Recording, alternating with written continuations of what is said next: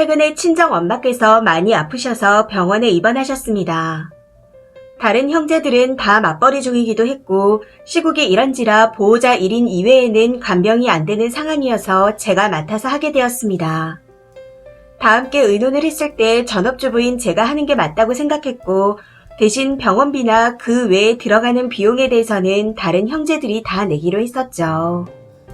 친정 엄마께서 연세가 많으셔서 간병인이 꼭 필요한 상황이었기에 이번 기간 동안 계속 옆에 있기로 한 거였습니다. 남편한테 양해를 구하고 아이는 며칠 동안 시댁에 맡겼고요. 그렇게 하루 이틀 동안은 친정엄마 간병도 하고 시댁에 있는 아이와 통화도 하면서 아무 문제 없이 잘 지냈었습니다. 그런데 3일째 되는 날 엄마가 입원하신 그 병원 응급실에 저희 아이가 실려온 겁니다. 처음에 시어머니께 연락을 받고 사고라도 났나 싶어 정말 미친 듯이 달려갔습니다. 응급실에 도착해서 딸아이를 봤더니 얼굴과 팔, 다리가 퉁퉁 붓고 숨도 제대로 못 쉬면서 헥헥대고 있었고 그 옆에는 시어머니가 서 계셨습니다. 저희 딸아이는 알레르기가 있어 평소에는 우유를 절대로 먹지 않습니다. 어렸을 때 모르고 먹였다가 많이 아팠던 적이 있었는데 그 기억이 생생했는지 아이가 두유만 봐도 기겁을 하거든요. 물론 시어머니께서도 딸아이가 알레르기가 있다는 걸 알고 계십니다. 그런데 그걸 알면서도 아이한테 우유를 먹이신 거였죠. 애들은 어렸을 때부터 편식 없이 먹어야 쑥쑥 큰다며 시어머니께서 딸아이한테 강제로 우유를 먹였다고 했습니다. 이렇게 될 줄 몰랐다며 미안한 기색 하나 없이 말씀하시는데 그 말에 너무 화가 나서 몸이 떨려오고 눈물이 났습니다. 그렇게 울고 있는데 그 사이 남편이 도착하더군요. 남편이 도착했을 당시 아이는 다행히 주사를 맞고 호흡곤란 증상은 잦아든 상태였지만 간지러움을 참지 못하고 계속해서 울고 있었습니다. 그런 아이의 모습에 마음이 아파 저도 눈물이 멈추지 않더라고요.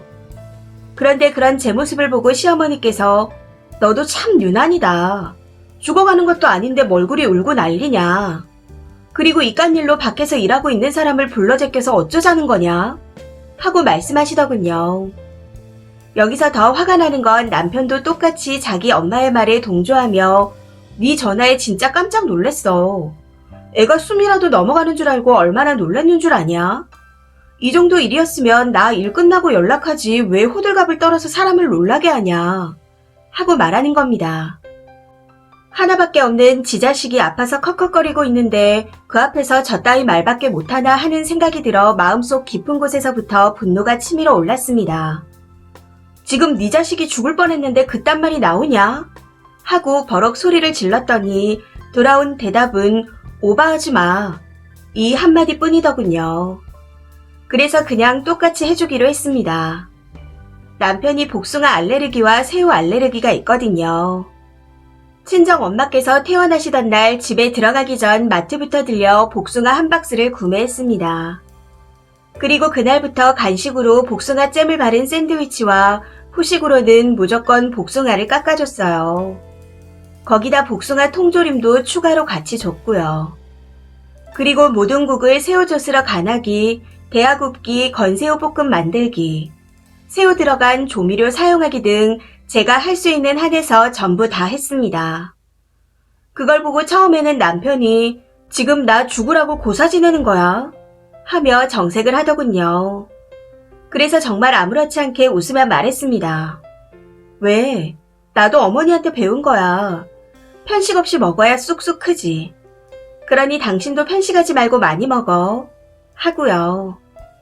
제 말에 남편은 입을 꾹 다물고는 맨밥에 물을 말아서 김치야 먹고 출근했고 퇴근 후에는 짜장면을 시켜 먹더군요.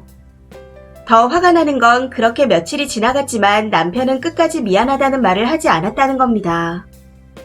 저는 그냥 남편의 입에서 나오는 미안하다 이 한마디면 됐었는데 미안하다 그 한마디만 했더라면 앞으로는 그러지 말아라 하고 잘 타이른 뒤 끝내려고 했습니다. 그런데 끝까지 미안하다고 하지 않는 남편을 보고 있자니 더 약이 오르더군요. 그래서 남편이 싫어하는 바닐라 향 제품들을 사왔습니다. 항상 바닐라 냄새를 맡으면 머리가 아프다고 했었기에 끝까지 가보자 하는 생각으로 구매를 했었죠. 바닐라 바디워시와 바디크림, 핸드크림에 방향제에 우드 캔들까지. 정말 구할 수 있는 건 전부 다 구해왔습니다. 그리고 집안을 온통 바닐라 향으로 채워버렸죠.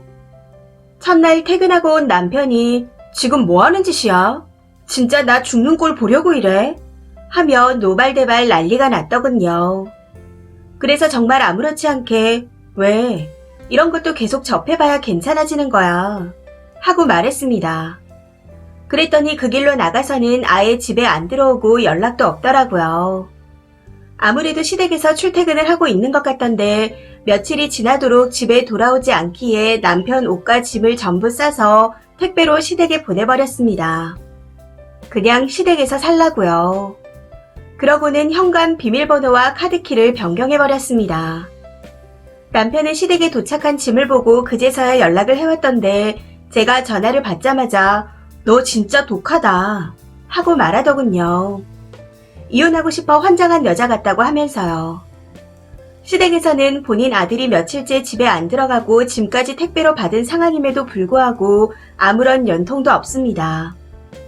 그냥 이대로 이혼하는 게 답인 걸까요? 남편에게 이번 일로 질릴 대로 질러버려 지금 심정으로는 도저히 같이 못 살 것 같습니다.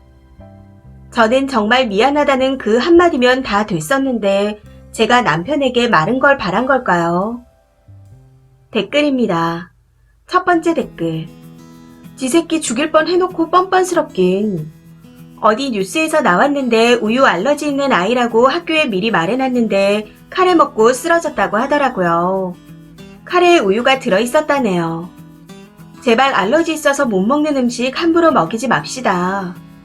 어른인 저도 잘 먹던 음식이 알러지가 생기는 바람에 못 먹는 게 생기던데 온몸이 간지럽고 퉁퉁 붓고 해서 바로 응급실에 달려가서 주사 2대에 약 한 움큼 먹고 진정이 됐습니다.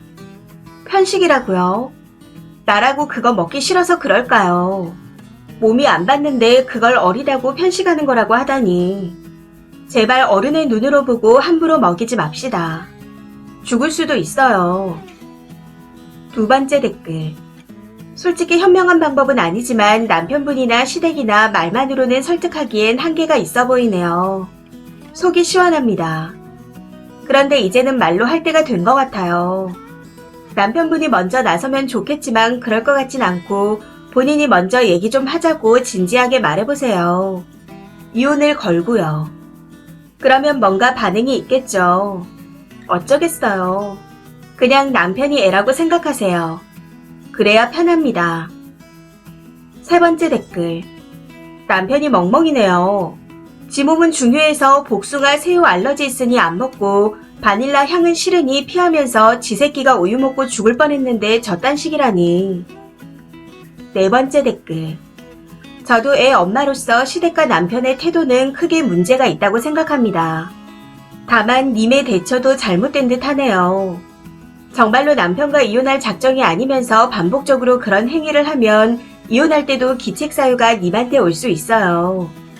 차라리 대판 싸우던지 해서 대화를 하세요.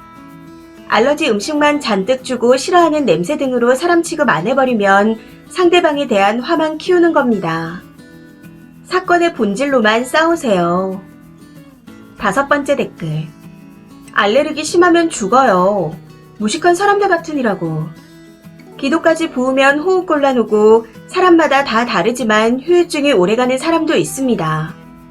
시엄마 말이 맞는 말이면 남편은 왜 자기 알레르기 있는 음식 안 먹어요? 계속 먹어서 익숙해지고 면역 생기면 계속 먹으라고 그래요. 진짜 열받는 글이네요. 여섯 번째 댓글. 또라이 집안이네요.